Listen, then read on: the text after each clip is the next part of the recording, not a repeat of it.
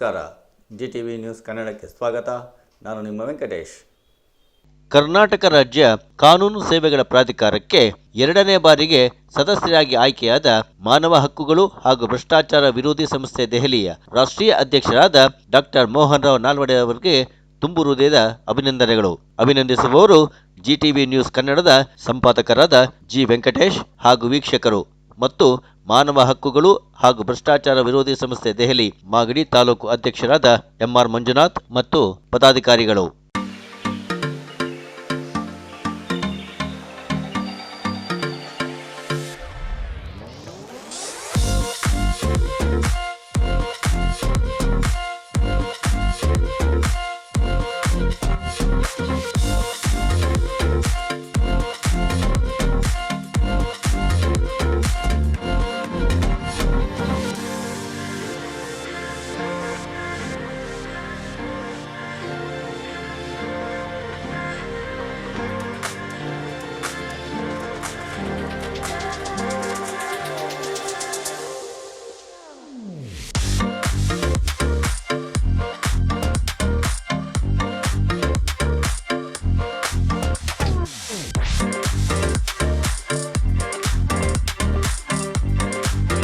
ಇದು ಇವತ್ತಿನ ಮಾಗಡಿಯ ಸುದ್ದಿ ಸಮಾಚಾರ.